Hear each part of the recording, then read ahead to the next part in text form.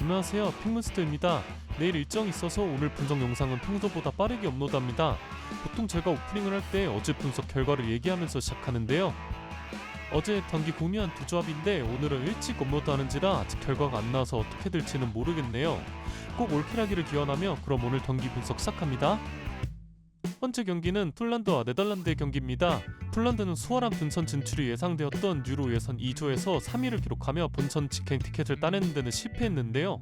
하지만 승격 플레이오프 결승전에서 웨일즈를 상대로 연장전 승부차기 끝에 승리하면서 극적으로 유로 본선에 진출했고, 이로써 폴란드는 지난 유로 2008 이후 5회 연속 본선 진출에 성공했습니다. 또한 폴란드 대표팀 역사에서 유로 본선에 첫 발을 디뎠을 때가 바로 2008년인데 한 번 길을 트고 난 뒤로부터는 단 한 번도 유로 무대에선 본선에 오르지 못한 적이 없는 모습인데요. 이 시기와 맞물려서 던졌다는 선수가 있으니 바로 무베르토 레반도프스키입니다. 레반도프스키는 2008년 선임 대표팀에 데뷔했고 이후 현재까지 대표팀에서만 무려 150회 경기 출전해 81골을 기록한 어마어마한 공격수인데요. 하지만 1라운드 경기를 앞두고 가장 큰 변수가 있다면 레반도프스키가 이번 경기 근육 부상으로 결장할 가능성이 매우 높다는 점입니다.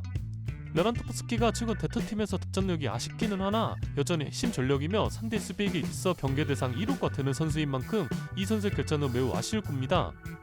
이번 유로 대회를 앞두고 바르셀로나 감독직을 거쳐 다시 네덜란드 성인 대표팀 감독으로 돌아온 모랄드 쿠만 감독이 이끄는 네덜란드는 유로 예선 B2에서 2위로 본선 직행에 성공했습니다. 네덜란드가 이번 유로에서 가장 아쉬운 점이라면 핵심인 프랭키 데용이 지난 시즌 후반기 클럽팀에서 부상에서 복귀한 지 얼마 되지 않아 몇 경기 뛰지 못하고 또다시 큰 부상을 당하게 되면서 이번 대회 엔트리에서 제외가 되었는데요. 또한 아탈란타의 유로파리그 우승을 이끈 주역인 호투 메이너스 없이 부상으로 이탈했기 때문에 두 미드필더들의 부재는 너무나도 아쉬운 네덜란드입니다.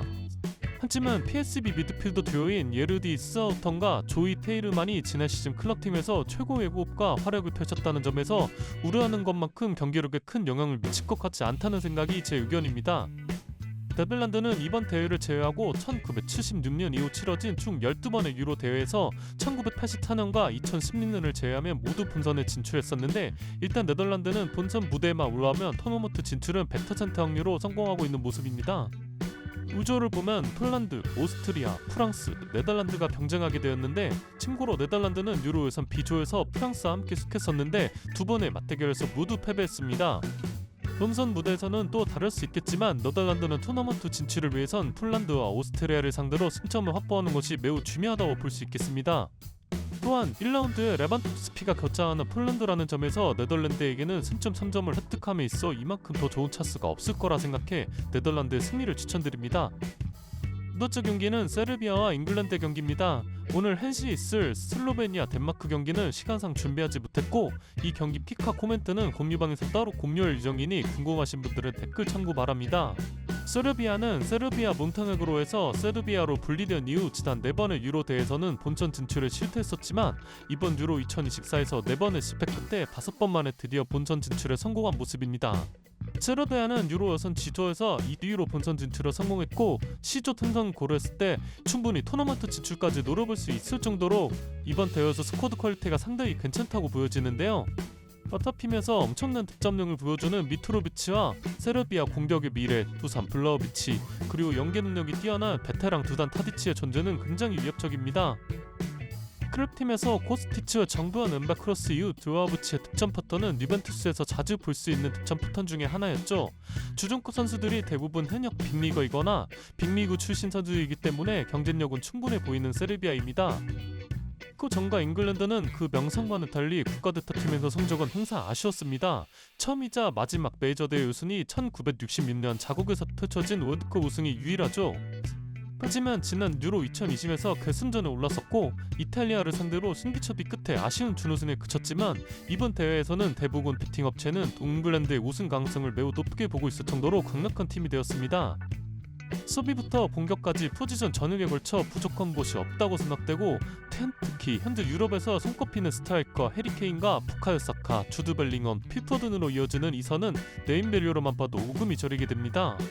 또한 상선에서 지난 시즌 아스날 이적 이후 최고의 미드필더 반열에 오른 데클란 라이스의 다재다능함은 이번 유로 대회에서 가장 큰 기대가 되는 부분 중에 하나이죠.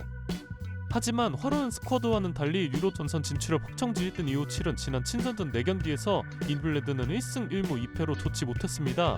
또한 직전 경기였던 아이슬란드에게 0대1로 무기력하게 패배한 부분은 사우스게이트 감독에게 엄청난 비난이 이어지고 있죠.